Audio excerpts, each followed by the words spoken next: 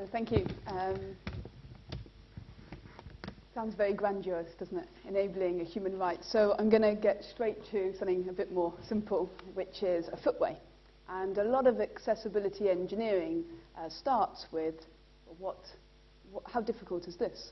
How difficult is it for somebody to go along this footway? And then one might ask, well, is it worth upgrading it? I used to, in a previous life, walk down here every day. You might recognize it. It's just out there in Mallet Place. And I used to think to myself, one, I'd love to be the woman sitting up there, just up here, having her breakfast every morning. And secondly, I didn't want to be the guy coming towards me in a wheelchair, because after they upgraded it, he kind of zigzagged down the slope and hit this gravel. And if it was busy, he never quite managed to get to the end. So one of the things, as people know about me, is, if you do know me at all, you know that I'm a bit obsessed with wheelchairs, so I'm sure you'll get that by the end of this talk. But before we get there, I'm sure you've seen it before, the wheels of life. It's one good way of looking at life. It's a little bit stereotypical in that it starts with a woman pushing a man around a place, and at the end, you poor men get pushed around by us again, which seems a little bit unfair. But in any case, if you take away or subtract those stereotypes, it does give an idea of how we gain capability. So as a child, we're not really very able to do much. And then eventually we're able to move a bit more. Finally, we might learn to drive. Increasingly, we don't learn to drive, but in any case, we learn to drive, and then maybe we retire, go camping, and then begin to get a little bit decrepit, eventually end up in a nursing home. Now, a nursing home, funnily enough, is something I know a bit about, because I grew up in a nursing home, and so not many people do that. And it's quite an interesting thing to do, because you learn a lot about how difficult it is when you can't do stuff. So people come through the door, and they might have just fallen over, and they've just had a stroke, and their entire lives have been turned upside down. They might only be 70, they could be 90, could be 105. And it's very difficult to know, and it's very difficult to watch them, because they really do struggle, especially in the initial months. So from an early age, I wanted to try and change that. But if you take a step back from the end of life, if you start off, some numbers here. And at the beginning of our lives, if you look at the population, only 6% of us have a disability, which is good. That's great. It goes up to about 16% within our working life. And once we hit state retirement age, which will take us about 66 for this, but by the time I retire, it won't exist. But about half of us, roughly, will have a disability. About half of us will be working with a disability. And if the current government's anything to go by, there will be no access to work scheme to help us get to our jobs. So how are we going to maneuver? How are we going to get along those footways and do things? So any Japanese readers in the audience? Possibly online later. But the Japanese are great for many things. One thing they're very good at doing is coming up with great snazzy diagrams. So I don't know if you can see this particularly well, but you start off, this is me, nice and happy over here, and I'm young, so yeah, I think he's gone to do it. So lights will be out in a second. I'll be plummeted into darkness, and hopefully you can see a bit better. But until then, you can follow my visual, if you're visually impaired, you can follow my visual description. So start off here, and I'm nice and happy, and I'm relatively young, and everything's working. I'm moving around, I'm running around. I might go and play football, which I did, and I did hurt my knee playing football. I could get married, my husband might get fat, and eventually I will get old, and I will end up in a wheelchair. And they call this the locomotive syndrome. So a mixture of symptoms that come together that mean that we can't move around very well at all. And so how do we, as engineers or as medical doctors or just people, how do we fix that? Well, at the moment, we do a few things. We put people into hospitals, we rehabilitate them, we operate on them, we try and send them back out into the world. And transport engineers come up with these things. These are guidelines. I wouldn't recommend it as bedtime reading. They're the dullest things you'll ever read. But they tell you how to lay a footway. They tell you who should be able to go on that footway, and they tell you various things you may wish to know about building the built environment. And they are good because they enable a baseline of accessibility for people. And then people go ahead and they use them. Now, in a rather grandiose thing, I looked up this morning what I said I would say, and I said I would talk about human rights, which I don't know a huge amount about human rights, but I do know that the Convention for the Rights of Persons with Disability now has an Article 9 in it on accessibility. And this is incredibly interesting because it's incredibly broad. So it states that states parties shall take appropriate measures to ensure to persons with disabilities access on an equal basis with others to the physical environment, to transportation, ... and to other facilities and services open or provided to the public both in urban and in rural areas. Now, these measures shall include the identification and elimination of obstacles and barriers to accessibility. That's everything. that's quite huge. And how we're going to eliminate all of these barriers for absolutely everybody is quite a challenge. So, hopefully this will work. Oops. So I'm going to move on to how could we do that? Well, you could be rather, this also demonstrates my pastime, which is wheelchair user stalking. And I happened to be walking down Old Compton Street one day, and there's a guy here, it's on my old mobile phone a few years back before we all had megapixels and things. And there's a guy in an electric wheelchair, and the guy in the manual wheelchair is hitching a lift. And why is he hitching a lift? He's hitching a lift because otherwise he can't get up the curb that we've built for him to get up. And it's interesting, because you can stop and think about accessibility engineering just from those two things. Because it involves people, it involves the environment, but it involves them wanting to do stuff.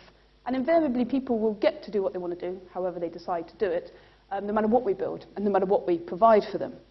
Now, what we tend to provide for people, getting back to wheelchair users, is a standard wheelchair. So I'm going to ask the audience a bit of participation. Does anybody know how many wheelchairs are abandoned by NHS users? So we give out wheelchairs, 1.2 million wheelchairs given out, so over, say, 2 years, because that's what the survey I'm going to quote said. Go on, John. Give a percentage.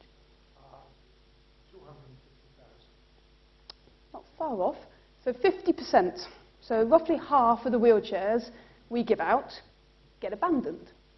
So why, if I gave you a wheelchair, would you not use it? Right? So you could say, well, I'm not going to use it because it bloody hurts to use it, right? After a while, wheelchair users get very bad shoulders and rotator cuff injuries in their shoulder and carpal tunnel syndrome in their wrists. Now, interestingly, so we have about 240,000 active wheelchair users in the UK. It's quite a lot. We provide them with a couple of grand's worth of a wheelchair, and still half of those will just abandon that and do their own thing. Now, some of that's because they get money. They get big payouts out of road traffic accidents, and they can afford to buy a 10 grand wheelchair. But a lot of it, most of it, is not that. Most of it is people being given something, but they still can't go outside their home. So if you go back to that footway I was looking at earlier, about 45% of people say they can't get up that footway without help. And 25% say, well, we can't get up anyway, even if I do have help. So what was the point in the first place? Once you can get out, and you can get out and about, within about 10 to 15 years, once you've got yourself out of hospital, rehabbed, everything else, you will end up with a traumatic shoulder injury, which these medical guys know a lot more about than I do. But it comes down to the fact your shoulder's not built like your hip, and it's not really designed to carry your body weight around the built environment. So like I just said, what we tend to do is we separate the budget at the very top levels of government, and we give health departments some money, give transport departments other money, and that's great, marvellous, and the health people get really, really good. So especially here in the UK, they're excellent at rehabilitation. Really, really excellent. So the area I work mostly in is with people with spinal cord injuries, and I do a lot of work at the Royal National Orthopaedic Hospital, and they're excellent. You know, people come in, and if you were to have a spinal injury in the morning, which I hope that none of you do, you'll wake up, and more than likely, the first thought you'll have is that you'll wish you were dead. And it will take a lot of work to get you to the point to want to go back to society, to want to actually go back to picking up your kids from school, going to work, going to the cinema, doing whatever you do. And when you do that, transport engineers will have built you a street that doesn't really work. And that is quite disappointing, because we've spent a lot of money and a lot of time and effort, and that person spent a lot of time and effort getting very good and getting good at their wheelchair skills, but they still can't go anywhere. So what do we do about it? Well, at UCL, I'm very lucky. I have a big playground. John has a playground. It's called a hospital. I have a playground. It's called Pamela, the Pedestrian Accessibility Movement Environment Laboratory. So it's at Tufnell Park. You're all very welcome to come and visit sometime. And it's a movable platform. And what I did was I used it to design, along with some colleagues, one clinical orthopaedic surgeon and an electronic engineer based up in Stanmore, this wheelchair. So as an engineer, you reinvent the wheel. It's a great idea. Okay? So I didn't leave the slide in, but there's a very funny tweet made. I was showing Vince Cable this, and someone took a picture of it. And someone very cleverly at the bottom of this tweet said something like, "Oh, Vince says it's a round one. I'm sure it will catch on," you know.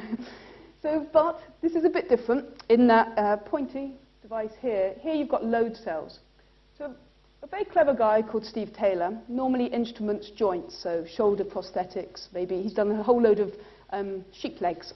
And to try and look at the forces as people walk around the built environment. And I wanted something that would measure force, was lightweight, and would send the data out of the device. And so he was doing that. So I went and approached him and said, well, why don't we put this on a wheelchair? It's a great idea. We're effectively making, for those of you who know Fitbits, anyone know Fitbit? Anyone got a Fitbit? Yeah, a couple of you? No? You've heard of them. Okay, so Fitbits, for those of you who don't know, are little devices that you put on your wrist or on your trousers. It tells you how many steps you've walked. It gives you a little pretty graph. And if you want to, you can kind of go into competition with your partner as to who walks the furthest and who's going to lose the most weight, or who doesn't and is going to gain the most weight, right? But wheelchair users have a problem in that their shoulders will eventually, nearly always, I had a conversation with Tanny Gray-Thompson the other day, and I was saying to her, your shoulders, you've got about 10 more years and your shoulders are gone. And she was like, yeah, no, I know. And that is a problem. So these wheelchair users' shoulders are directly linked to forces on your wheelchair. So we're going to measure the forces, and that's very good, and we've now spun that out as a company. And what we're going to do next is look at routing. So we can do automatic routing based on the routes that give you the least shoulder forces. So least shoulder forces, which will then lead to fewer injuries. And one of the ways we did that is, I'm happy to talk about this in very great detail, but we got lots and lots of baseline data at this pedestrian accessibility movement environment laboratory. Whole load of force data. And then we identified key metrics in that data. And we identified them for lots of people. And from that, we were able to come up with some kind of idea of, well, on flat surfaces, it roughly looks like this. So it roughly, all of your force will go into pushing your wheelchair forward. A little bit, you'll go backwards. However, if you come along to a 2.5% cross slope, so that slope that drains water, about half of your energy will go going forward, and about half of your energy will be spent braking. So you're going to apply a whole load of forces to your wheelchair, which don't even make you move forward. They just stop you from going onto the road. And it gets worse as you get to 4%. So this is the UK guidance. This is what we build our footways to. And the vast majority of wheelchair users find it very, very difficult to use them. So we're using all of this data. We've created a company called the Sense Wheel. And we have wheelchair users now going out. We're about to start a collaboration with WizKids, get a lot of children going out over their life course and collecting data on how they use their wheelchair. And we're going to feed that back into a big database in the cloud and hopefully begin to determine why people stop using their wheelchairs and prevent the huge loss of money for the NHS, because we will be able to give them better wheelchairs more quickly and more easily. As part of that, as I said, the EPSRC have kindly given us some money, working with computer science Professor Steve Hales, to look at automatic routing algorithms for wheelchair users. And that won't just be for wheelchair users, it will be for you when you're going to Heathrow Airport or happen to be pushing a buggy. Nearly all of my friends couldn't understand my obsession with wheelchairs or why it was any problem until they started having children. And then as they were pushing their buggies around, they said, oh my God, it's really difficult. Do you not know how difficult it is? Yeah, no, I know. That's what I've been banging on about. So very quickly, the Pamela Lab, we can do lots of things. We can change the lighting. This is excellent for things like looking at people with dementia. So we've got a big project with the Dementia Institute at the moment, looking at how people with dementia see the built environment, which is very different to how you and I see the built environment, unless you have dementia. And we can do lots of things, interesting things. This is one of the platform modules, so we can tilt it, lower it, change the surface, lots of interesting stuff. But one of the most interesting things is you guys. So we started a long time ago, it's going to roll off the tongue, people, the Transport, Accessibility, Rehabilitation Services Advisory Network. So it took 3 pints of beer and 2 people to come up with this acronym. But what it means is people like you or like researchers from around the world can join in our research and tell us what we should be researching, talk to us about our findings, come and visit the lab, and also we can use you as participants. So we can help each other learn more about how people interact with the built environment. And we get everybody coming along. So we had this gentleman here, he's one of the Olympic athletes. He's an athlete with only one leg and he plays football. And embarrassingly for me, because I used to play in the UCL football team, I was quite proud at the time when he came to the lab, and he can do more kick-ups with a football with one leg and 2 crutches than I could do with 2 legs. However, I was the only person who would take the challenge, so, you know, but he did beat me. And we recently, because that's not enough for us, we decided we'd buy a bus. A bus is one of the most accessible forms of public transport, especially in London. It's still very difficult. The Age UK have stated that there are 800 falls of elderly people on board London buses in any given day. So why are they falling over? How difficult is it? Also, how difficult is it for wheelchair users? So we have a series of experiments ongoing at the moment to look at the geometry of a bus footway compared to the length of the ramp, and then the ability of the person and how difficult it is for them to get on. Going back to elderly people, we started putting accelerometers. So I don't know if you know what an accelerometer is, but it just measures acceleration, really.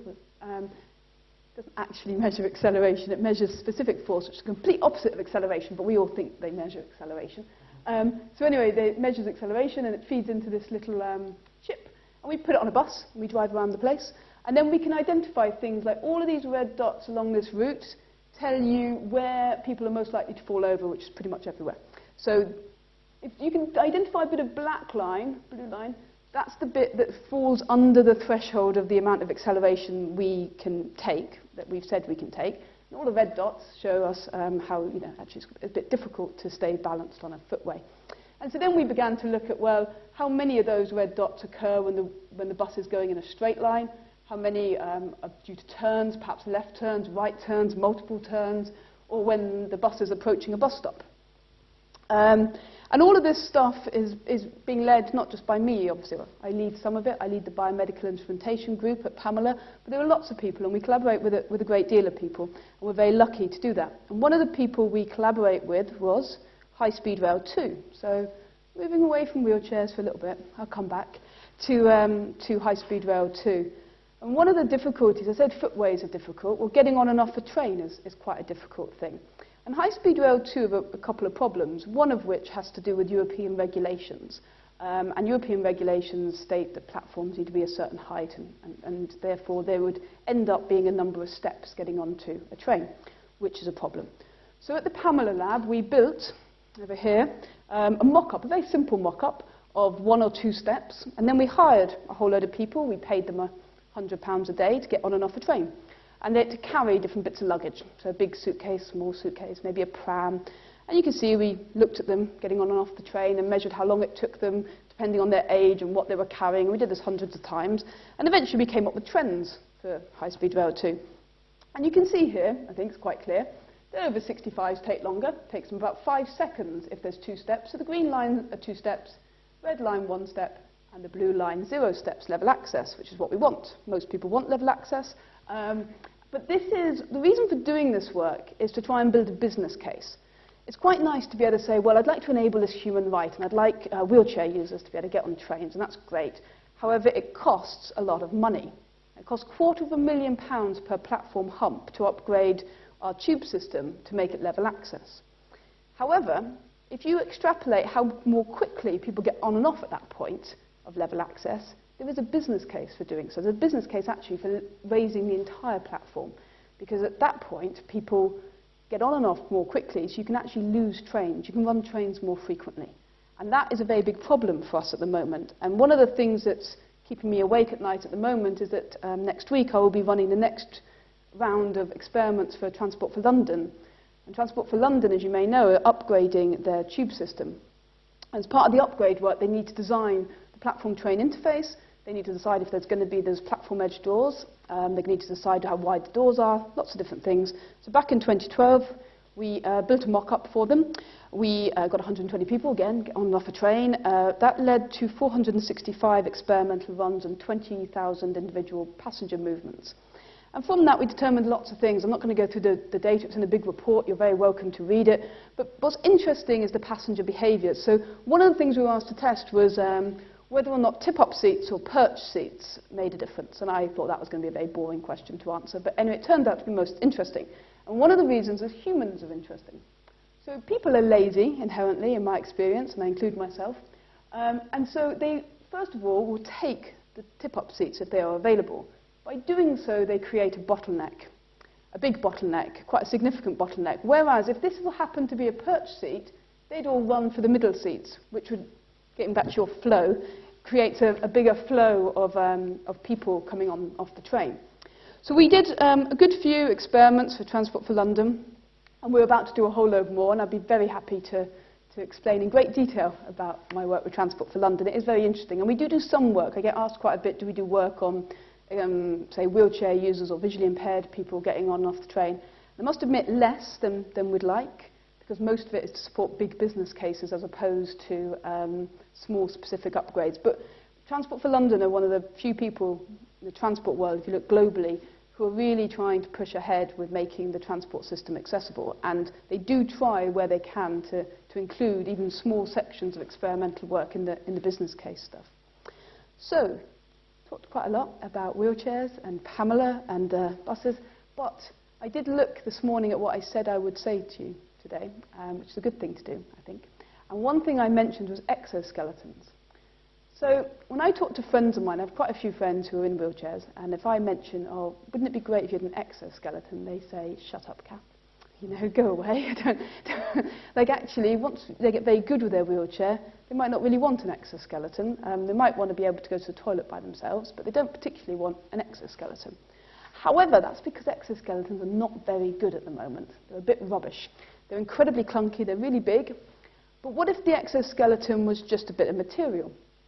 So one of the projects I'm working on, which is being led by Professor Nick Tyler, and it's got a whole heap of really interesting people, from Mark Madovnich to the Institute of Making, right over to chemistry, and Quinton Pankhurst at the IBME, a whole load of very, very smart people got together and said, well, let's make this wearable assistive material. Now that's quite complicated. So we want a sock that will actuate and behave just like a muscle. That's what we're going to do. That's a good idea. And somehow, which I can honestly say at the time, we wrote 3 grants that year, Nick and I, 2 of which got rejected. One was about falling on buses. One was about measuring accessibility more generally. They didn't get funded. And what did get funded was the one that I thought didn't have a hope in hell of getting any money, which was, we're going to make a material, and it's going to work like a muscle. It's going to be great. But it did get funding, and we've started now. So our chain mesh, this is just a model. I should attribute this to Mark Ransley, who's one of the very exciting PhD students we've got on the project. And we're beginning to demonstrate that this mesh will work. And the mesh is going to work, this actuation, within an encapsulation gel. So the chemistry department's coming up with this gel. And I must admit, I don't fully understand any of this bit. What I do understand is how we're going to test it. So one of the things I was saying even when we were writing the grant was, but what about the user? If you've got this material, you know, imagine you're going surfing or something, you put a wetsuit on, it's uncomfortable, it's really uncomfortable.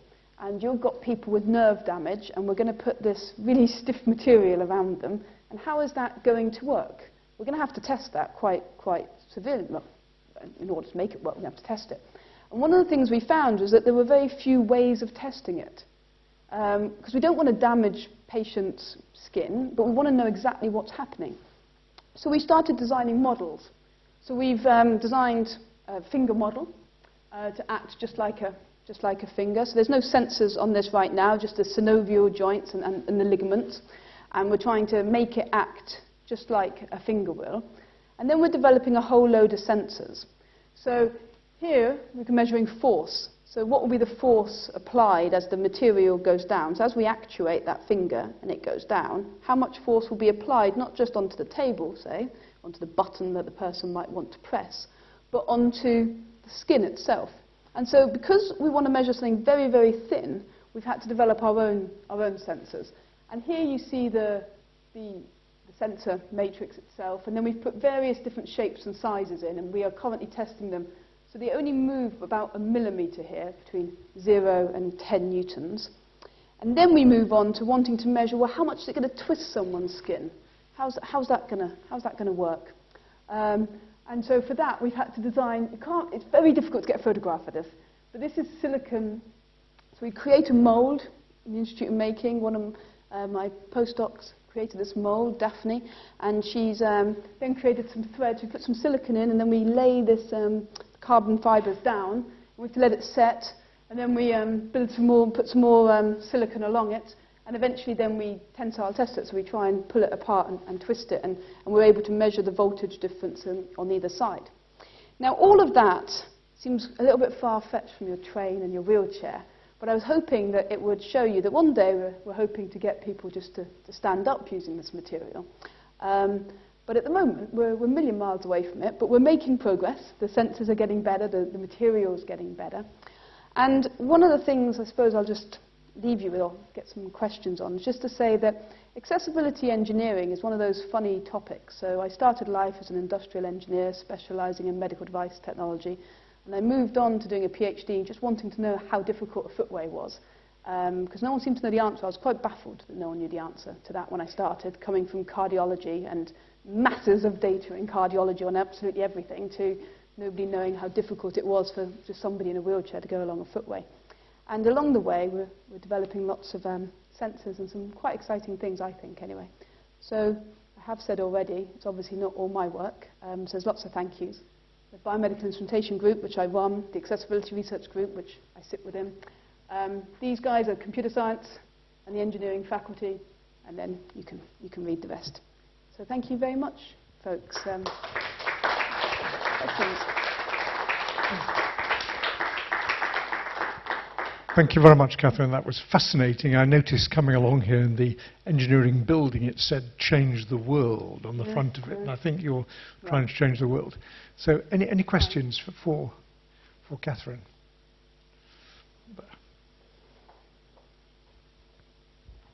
Hi, well, thanks. So that's a very interesting lecture. I was just wondering if you'd done any work with autistic people. Personally, no. We did do some work just before I arrived. I arrived at UCL in 2006, and one of the things that Nick Tyler, who set up the Accessibility Research Group, was working on at the time was a mobile phone app, and that was something that wasn't really, now it seems like a very common thing. Back then it was on an old Nokia phone, like a really old Nokia coloured phone.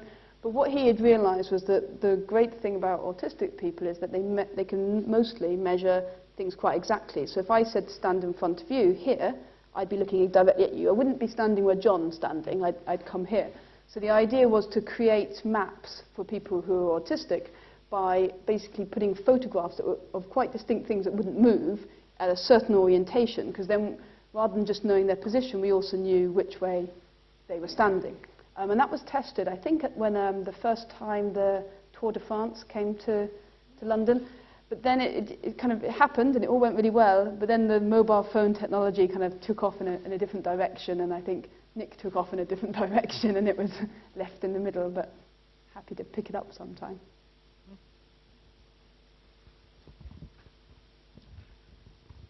Hi. With regards to like accessibility engineering, how much of like sort of previous engineering faults do you have to like overcome? For example, with the London Underground, like traditionally, like it's just designed in a way that sort of the baked-in idea is that people who can't get around the same way, like if someone can't walk and go up all these like elevators or whatnot, like they're just not, it's not for them. You know what I mean? Like. So you're asking, so just to get this right, you're asking how much of accessibility engineering can now sort of overcome what the engineering problems have already been created, like. So I think what you're asking is that, say the tube systems are 150 years old, as we all know. So how does accessibility engineering overcome the problems inherent in such an old system? Yep. Is that right? Sometimes it just doesn't. To be honest, it's impossible, and sometimes it does. So some of the things we're looking to do is to prove business cases for things. Other things are to look a little bit more interestingly at how things are used, so how infrastructure is used. It might be the case that we're not able to change the entire tube structure network, but we are able to make an accessible route between two places, which is what people want to do. So it might be more about enabling the bus route to be more accessible, perhaps, than it is about upgrading the actual tube line. But more than likely, the tube lines will get upgraded only when there's a business case and an imperative to do so. Does that answer your question? Hi, thank you very much.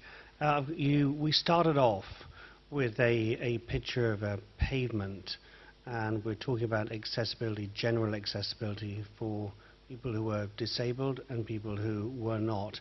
Has there been a set of standards created now given that we understand much more about mobility, to make sure that new pavements and new access areas are developed to a particular level to allow general accessibility? Yes, so there are. So within the Department for Transport in the UK, we have manual for streets, and then we have the manual for streets too, because we're very good at naming things as engineers. And then we have inclusive mobility. So the inclusive mobility guidance goes into, or is referred to within the street manual.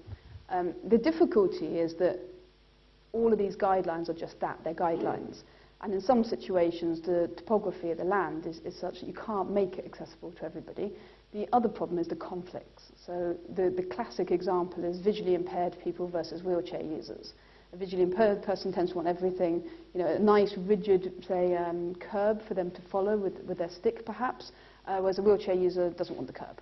And so how you manage to design a street that's really inclusive for everybody is quite difficult. But I think a lot of it has to do with how people help one another and a little bit of flexibility, because people tend to adapt to whatever you provide anyway. We didn't use the M25 the way transport engineers envisaged. We used the M25 as an example. So I think we can do a bit better. But once we get to the guidance is good, and at the moment, say, it's being used in places like South Africa to try and enforce accessibility. So just a basic level of accessibility.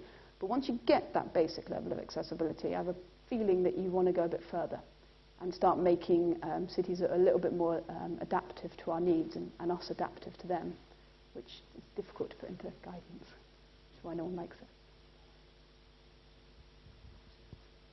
At the start, you said a vast number of wheelchairs are thrown away, and I assume it's not just because people have become miraculously cured or more mobile. What are these people doing instead? Are they just seeing a drastic reduction in their own mobility, staying at home and not going out, or? Well, partly you never know, to be honest. A lot of people don't go anywhere, so they stay at home, and that's especially, it used to be, say, spinal injuries. It used to be the case that it was mostly young men, so rugby, motorcycles, road traffic accidents, that kind of thing. And increasingly we have a second hump, which is both sexes, but kind of over about 60 or so, 70, who fall and have a spinal injury. And it's difficult to get people fully rehabbed to want to go out. So mostly, in answer to your question, they don't go anywhere. A lot of people don't go anywhere. And I didn't talk today, but I have a whole half a PhD on attendant wheelchair propulsion. So people who push, a carer who push, I push you, you push me. And our basic understanding of that is that we break all manual handling guidelines for everything by asking someone to push somebody else. But we can't think of a better way of doing it. So mostly people don't go anywhere, or it's the other extreme. They maybe get an electric provision, they get driven around the place, but their independent mobility tends to reduce. Okay, can I ask 3 questions? Your exoskeleton, presumably it's going to move and you're going to have electrical stimulation. How is the patient going to initiate that? It's a very good question. We don't know at the moment. So whether or not it could be brain activated. So I have another project with a colleague in the Royal National Orthopaedic Hospital, Tom Carlson, who specialises in brain control interfaces for wheelchair users. So it could be brain activated. It could just be you start a motion, but you're not able to finish it, and it enables you a little bit more. Another project, which I'm about to start working on, is on rehabilitation in the home. And for that, we're using small plaster type sensors that can be picked up by your cameras, but they can't see you. It can just read this tiny little kind of barcode on your hand. But perhaps it's done by location. So, as you move your hand, but maybe you've got hand function or arm function, and you move your arm, and it's programmed then to help you move in a certain way, or we program a particular gesture. But we're about 10 years maybe. So this is fantastic research, and the university is doing it, not industry. Is that right? Well, at the moment, the Engineering and Physical Sciences Research Council are funding it, so and the team is within UCL. There are companies building exoskeletons. There are other universities building exoskeletons. The race is kind of on to... Are yours better? Obviously. Good. So, second question. Your accelerometer. When the bus turned left as opposed to right, there was a difference in acceleration. I didn't quite understand why that should be. And was there a real difference, or do you apply statistics to those histograms you present? Yeah, to be honest, the graph that I showed, I had a very good master's student last year called Gonzalo, and he did the project, and it was more a proof of principle. Could we map to these two things? So he sat on a bus for a day, going backwards and forwards, collecting the data. So it's not, I wouldn't take from that graph left turns are better than the right turns. You can categorically say on that particular route that as you come up to Bethnal Green Station and the bus turns right, it throws everything off. But that right turn is a nightmare. So it's more to do with just could we represent those things as opposed to Any more questions? to a zoo land. Yes, there's a lady there.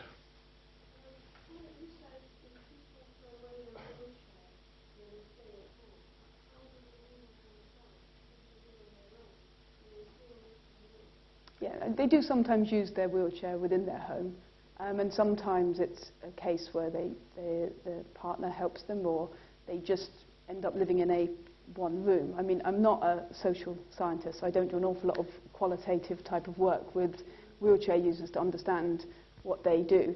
But my anecdotal evidence of talking to people is that, like all of us, eventually, you know, it's been shown that our worlds expand and then they close in again, and eventually we end up in probably a room, a bed, and so people do that. Other people don't, you know. Children are a little bit different, but it can be the case that, especially if you've got one partner, normally male, stronger than their female partner and heavier, they may be able to lift them from place to place, or just push them in the chair. But I wouldn't say they definitely don't move at all. And I don't know. Okay, final question. The wheel has been around for a long, long time. Mm-hmm. I'm amazed that the wheel you showed us is the same as the wheel was 100,000 years ago. Mm-hmm. Can you improve on the nature of the wheel itself? Can I reinvent yet another wheel? Well, I haven't managed it yet, but it's a good challenge. I'll accept. When I manage it, I'll send it back to you. I mean, there have been improvements. It's not the same wheel. So we've had things like run-flat tyres have been introduced, which in my previous life as an angioplasty catheter designer, we looked at that technology to prevent balloons. So angioplasty catheters, the ones that go into your heart if you eat too many McDonald's, and they open up your arteries after they've got blocked with stuff. And so one of the problems with blocking that stuff is that it can, once we inflate that, the balloon can burst. And at that point, it ruptures your artery and you have to have open heart surgery. It's a bad idea. So we did look at that kind of run-flat technology within a small angioplasty balloon. But I mean, that's happened. We now have a folding wheel, which was invented here in the UK by the Royal College of Art, one of the fellows there. So I think force sensing is a good next step. And you know, eventually, I've got a PhD student who wants to make a wheelchair turn into an exoskeleton using fuel cell technology. So perhaps I'll pass Julia your number. All right. Well, Catherine Holloway, thank you very much indeed. What's wonderful for me as a professor here in a fairly abstruse part of medicine is that we've seen how the university can impact on a real life, everything from how we get on the tube to how we can help people in wheelchairs. Thank you very much indeed, Okay. Catherine. Thank you.